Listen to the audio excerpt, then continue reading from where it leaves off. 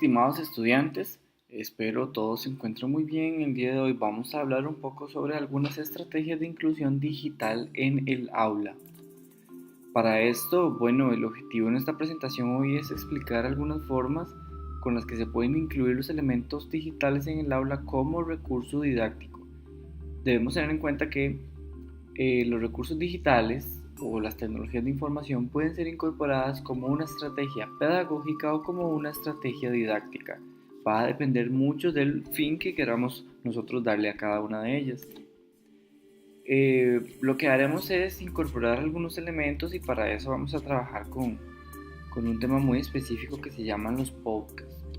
Las estrategias pues van a depender del enfoque epistemológico en educación que estemos utilizando, no van a ser de igual forma aplicables para lo que es el constructivismo o el cognitivismo o bien para otras estrategias más históricas o más culturales o bien algunas holísticas. No se puede aplicar una estrategia que no tenga ningún componente teórico base. Siempre es importante tener una base para poder trabajar. Las herramientas digitales, existen varias. Existen las que son escritas, por ejemplo, las radiografías, los esquemas, los mapas conceptuales, los mapas mentales, pero también existen otras como los audiovisuales, que son ya más un video interactivo, o bien las digitales que pueden ser alguna fotografía, imágenes o textos alusivos a algo específico. Visuales son todas aquellas que contengan interacción en lo que es video, y el audio como la que vamos a repasar en esta presentación. Los podcasts, el podcast ciertamente es un archivo de audio que permite descargarse y transmitir programas o canales de radio. Es, por decirlo así, una radio libre. Se puede transmitir a través de diferentes herramientas tecnológicas. Una de ellas es el celular o el teléfono inteligente, y se puede utilizar para crear programas de radio, entrevistas, series radiofónicas, entre otras.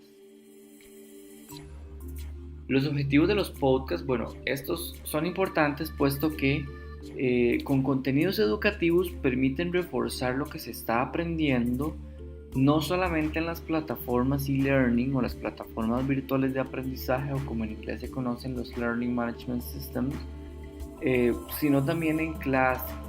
A veces podemos integrar elementos como el podcast en la clase, en donde los estudiantes deben mantener una concentración distinta. Ya no es bajo un enfoque visual, sino bajo un enfoque auditivo. Para diseñar un podcast debemos seguir una serie de pasos.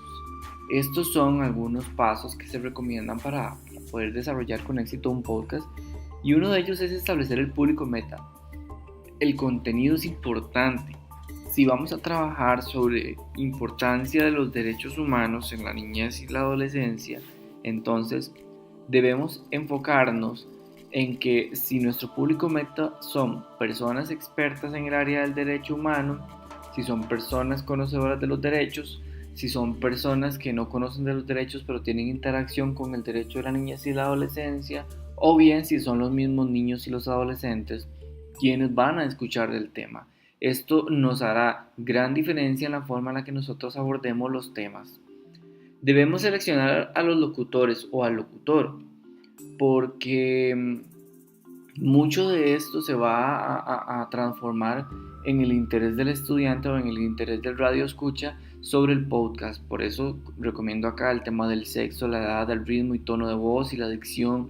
¿Por qué estos temas? Porque tal vez no es lo mismo un locutor que sea masculino para trabajar con algunos temas que sean muy de niñez, o para trabajar con niños, puesto que la percepción auditiva de un niño podrá ser distinta cuando llega una mujer a explicarles algún tema o a hablar de alguna temática específica, a que llegue tal vez una persona masculina con una voz muy fuerte que tal vez no le pueda captar la misma atención.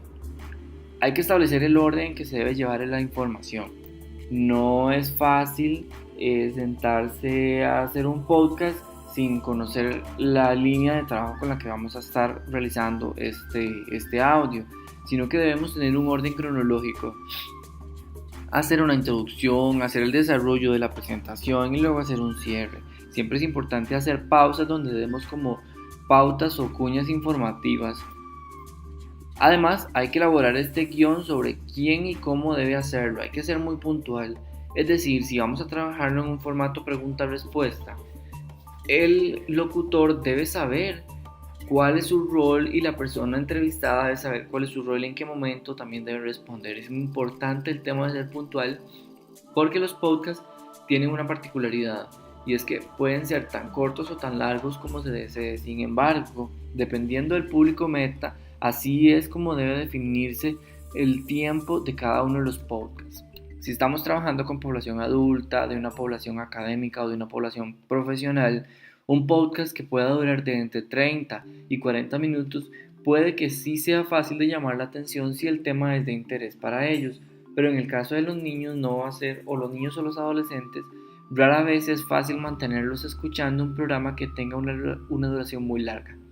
Lo más recomendado es trabajar podcasts de entre 2 minutos y 5 minutos como máximo. Los elementos para grabar el podcast, bueno, importante es utilizar micrófonos, pero que no sean micrófonos inalámbricos. Podemos utilizar el mismo celular. Puede grabarse con grabadoras digitales o puede ser el celular por medio de las aplicaciones de grabación de voz. Estas funcionan muy bien para poder luego editar en diferentes softwares o bien para subir el podcast tal y como quedó grabado en aplicaciones de reproducción de audio. Cuando se trabaja con micrófonos, bueno, siempre es importante no poner la boca muy cerca del micrófono ni tampoco muy lejos. Se recomienda al menos 20 centímetros de distancia. Hay que contar ya con un programa de edición si lo que queremos es agregarle audio, video y un montón de cosas que a veces lo queremos hacer interactivo. También hay que grabarlo en espacios cerrados y pequeños. Esto debido a que se pueden interferir ciertos sonidos o cierto ruido del ambiente como los camiones, los buses, los carros o bien alarmas de seguridad, pitos, niños jugando, personas adultas hablando. Hay que también evitar este tipo de distractores. Algunas herramientas para escuchar y editar el podcast, bueno, las más comunes son estas, ¿verdad? Que es el Spotify, que es una aplicación para reproducción de audios. Luego está otra que se llama SoundCloud, que es esta del icono amarillo. SoundCloud es como la más común y es la normal para utilizar podcast. SoundCloud tiene la aplicación de administrador y la aplicación de radio escucha. Y luego lo que es Apple Music, que es la que se ve primero, al igual que Spotify, lo que permiten es reproducir cada uno de los audios. Finalmente es importante que no olvidemos que los podcasts no pueden ser entrevistas rígidas o no pueden ser conversaciones rígidas, porque esto puede aburrir un poco a los radioescuchas. Es necesario tener detalle para captar la atención del público meta. Bueno amigos, espero que esta información les haya sido de gran utilidad y que puedan pues empezar a practicar a hacer sus podcasts. Ya saben, tener atención al detalle y siempre definir un guión y tener en cuenta el tema del espacio en donde vamos a grabar. Espero pronto escuchar sus audios y muchos éxitos.